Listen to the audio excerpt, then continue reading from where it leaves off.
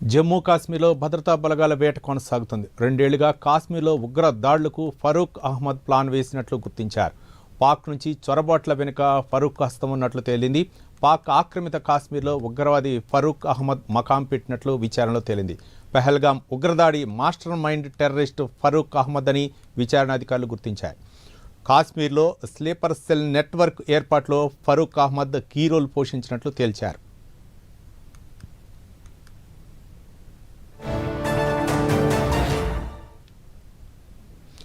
దీనిపై మరింత సమాచారం మా ఇన్పుట్ ఎడిటర్ రాజేందర్ మరింత సమాచారం అందిస్తారు. రాజేందర్, ఇప్పటికే ఏదైతే ఉగ్రదాడి జరిగిన తర్వాత వారికి ఇప్పటికే 4 ఉగ్రవాదులు గుర్తించే నేపథ్యంలోనే భద్రతా బలగాలు ఇప్పటికే వేట ముమ్మరం చేస్తామని చెప్పవచ్చు. అయితే 2 ఏళ్లుగా కాశ్మీర్ లో ఉగ్రవాదులకు సంస్థకు అధినేతగా వ్యవహరిస్తున్న ఫరూక్ అహ్మద్ ఈ ఉగ్రదాడి మొత్తం కూడా ప్లాన్ చేస్తే ఇప్పటికే మన భారతదేశ భద్రతా బలగాలు గుర్తించాయి. ఈ నేపథ్యంలోనే ఆ విధంగా ఆ వైపు దృష్టి సారించాయి. పాక్ నుంచి చొరబాట్ల వెనక ఖచ్చితంగా ఫరూక్ హస్తం ఉందని చెప్పేసి ఇప్పటికే ఆ బలగాలకు పక్కా సమాచారం ఉన్న నేపథ్యంలోనే ఆ దిశగా వారిని పట్టుకునేందుకు అడుగులు వేసినట్టుగా మనకు తెలుసు. ఇప్పటికే కాశ్మీర్ పహల్గాం ప్రాంతాల్లో భద్రతా బలగాలు విస్తృతంగా అణువణువ తనిఖీలు చేస్తున్నాయి.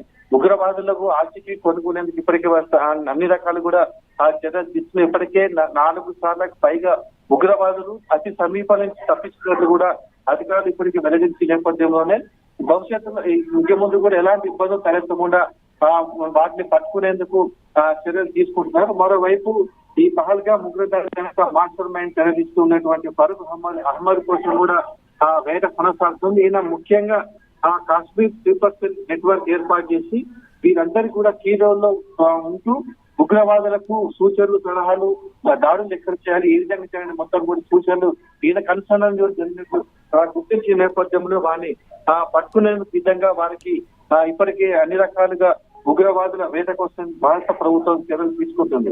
అయితే ఒకవైపు ఫరూక్ అహ్మద్ కోసం ఆ బలగాలు వేట కొనసాగిస్తున్నాయి. మరోవైపు ఏదైతే ఉగ్రవాదులు తలదాచుకున్నారో అనేటువంటి అనుమానం ఉన్నటువంటి ప్రాంతాలు ఇప్పటికే ముమ్మరంగా గాలింపు చర్యలు చేపడుతుంది.